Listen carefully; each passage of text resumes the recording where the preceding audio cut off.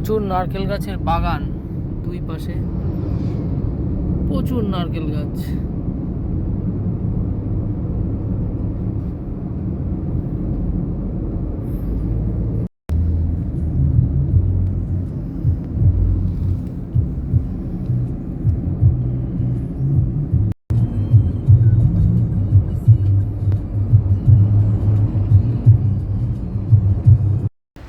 Dambulla cave টেম্পলে চলে এসেছি।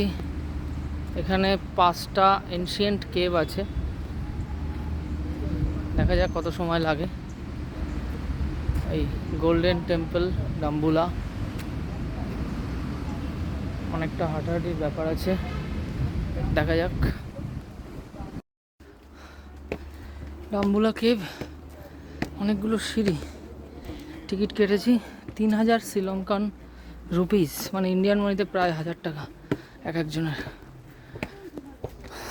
তো আনুমানিক 250 থেকে 300 সিঁড়ি আছে এখানে যতদূর জানি। তো আস্তে আস্তে উঠতে হবে। অ্যাকচুয়ালি প্রচণ্ড গরম, তো 1:30 বাজে, হট অ্যান্ড হিউমিড কন্ডিশন, ফলে কষ্টটা বেশি হচ্ছে। দেখা যাক। উঠে এসেছি ডাম্বুলা কেভ টেম্পলের। খুব সুন্দর দৃশ্য, কিন্তু তার সাথে প্রচণ্ড হট কন্ডিশন। আর একটু প্রায় চলে এসেছি মনে হচ্ছে, দেখা যাক। এটা প্রথম কেভ, বুদ্ধা শায়িত অবস্থায় আছেন।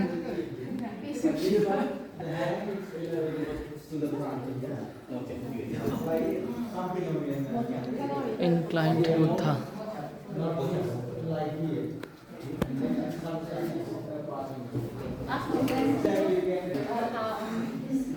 এখানে এসে প্রথমেই টুপি খুলে নিতে হয়েছে, টুপি পরে ঢোকা যাবে না।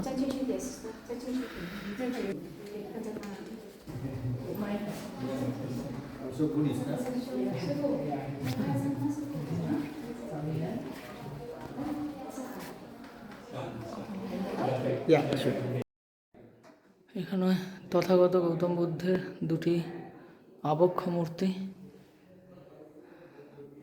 আর এখানে যেটা দেখালাম, বুদ্ধের পা, শায়িত বুদ্ধের পা, এবং এই হচ্ছে শায়িত বুদ্ধা।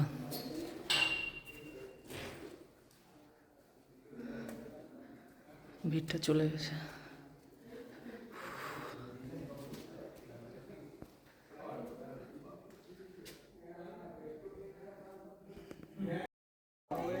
এই পাহাড় এবং পাহাড়ের নিচে এই গুম্ফাগুলো রয়েছে। এই নিচের কালারটা নতুন করে করা হয়েছে আধুনিকভাবে, এবং এখানে এই পাহাড় কেটে কেটে ঠিক অজন্তায় যেটা দেখেছিলাম ঠিক সেরকম।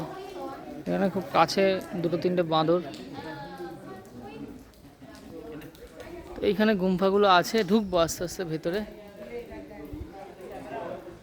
একটা সিঙ্গাপুর এবং তাইওয়ান থেকে দল এসছে, প্রচণ্ড শব্দ করছে।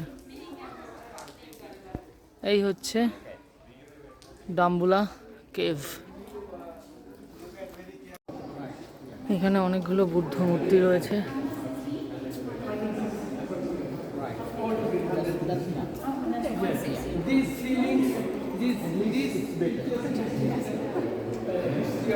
এখানে আর একটা শায়িত বুদ্ধ মূর্তি, সেই বিখ্যাত পজিশন বা সেই বিখ্যাত আসন। এখানে আরেকটি বুদ্ধ মূর্তি, সেই শায়িত অবস্থায়, সেই বিখ্যাত ভঙ্গিমায়, এবং তার সাথে অনেকগুলো উপবেশনে অবস্থিত বুদ্ধ মূর্তি।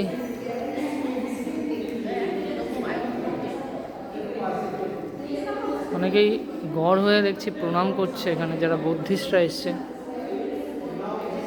প্রণাম, শ্রদ্ধা এই মূর্তিগুলোকে দেখলে আপনি থেকেই চলে আসে ভেতরে, শরীরের ভেতরে।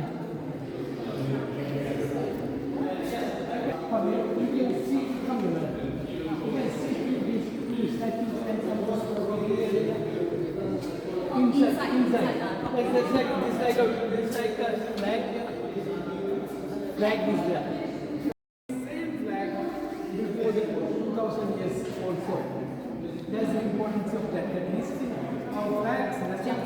প্রচুর বুদ্ধ মূর্তি পরপর পরপর এখানটায় রয়েছে এবং তার সাথে ছাদে মুরালস। এই মুরালসগুলোর বয়স 500 থেকে 1500 বছরের পুরনো। আমি একজন গাইডকে জিজ্ঞেস করলাম, বললো এগুলো 1000 বছর ধরে এগুলো মুরালসগুলো তৈরি হয়েছে এবং বহু পুরানো মুরালস। এর ঐতিহাসিক গুরুত্ব অসাধারণ এবং সবথেকে একটা বিস্ময়ের ব্যাপার যে মুরালসগুলো এখনও টিকে আছে।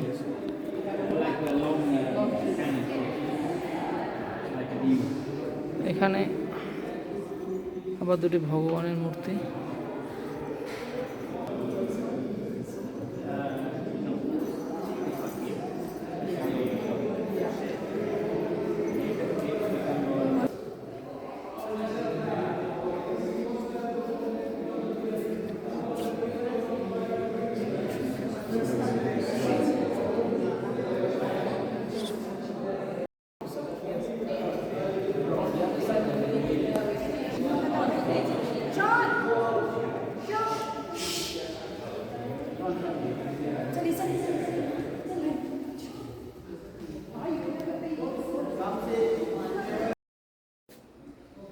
এখানে একটা ছোটোখাটো পদ্ম সরোবর,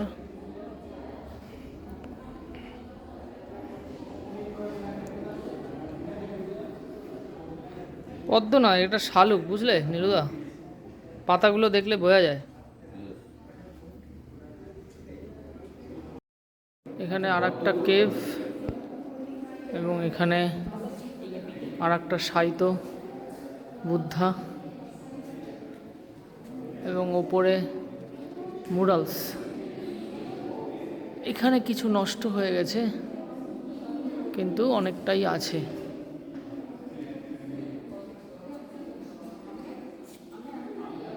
এবং এই একটা তথাগত বুদ্ধের ধ্যানমগ্ন মূর্তি। এখানে আরও একটা বেশ কতগুলো মূর্তি রয়েছে।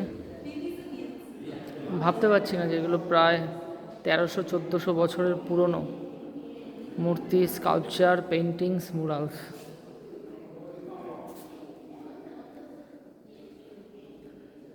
এবং উপরে নিঃসন্দেহে এগুলো সব জাতকের কাহিনী,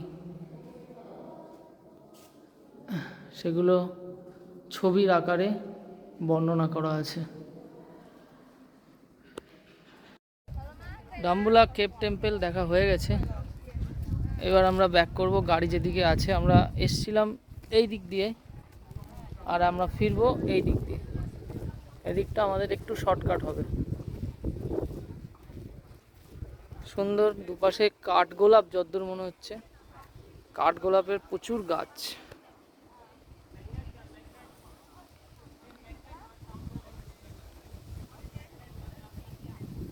এবং এই রাস্তা দিয়ে আমাদের ব্যাক করতে হবে। This is the way. ঠিকই আছে। দাদা চলে আসো। গরম হলেও দুর্দান্ত দিন এবং এখন নামবো তো, ডিসেন্ডিং খুব একটা কষ্ট হবে না। ওঠার সময় খুব কষ্ট হচ্ছিল। ভালো লাগলো ডাম্বুলা কেভ টেম্পল, অনেকটা অজন্তার মতো। মুরালসগুলো প্রায় সবটাই অবিকৃত অবস্থায় রয়ে গেছে।